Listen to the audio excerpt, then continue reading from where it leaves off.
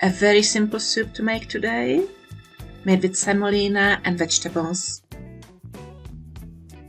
I have already cleaned and peeled one carrot, and now I just grate it finely.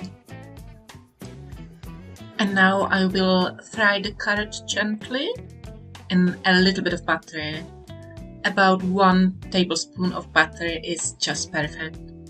And now I will add the semolina. This soup is also called million soup. And a friend of mine asked her grandma, why is it called so? And the grandma said, oh darling, you just have to count all the grains of semolina. I have used 3 tablespoons of semolina. If you want to do it properly and count a million of grains, go for it. Next, I will add 1 egg.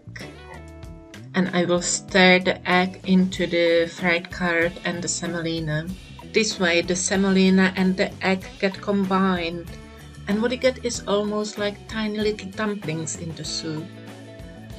As I said at the beginning, this soup is very simple. To finish it off, you just need to add vegetable broth, and the soup should be simmered for about 15 minutes.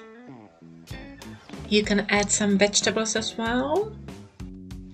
In my case, I'm using frozen vegetables, so I'm adding them quite early and I'll simmer them with the soup.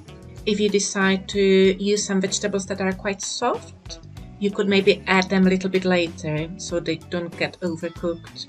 You might need to add a bit of salt, unless the vegetable broth had salt in it. And after about 15 minutes of simmering, the vegetables will be soft and the semolina will be cooked nicely. And you can serve the soup as it is, or sprinkle some chopped parsley on top.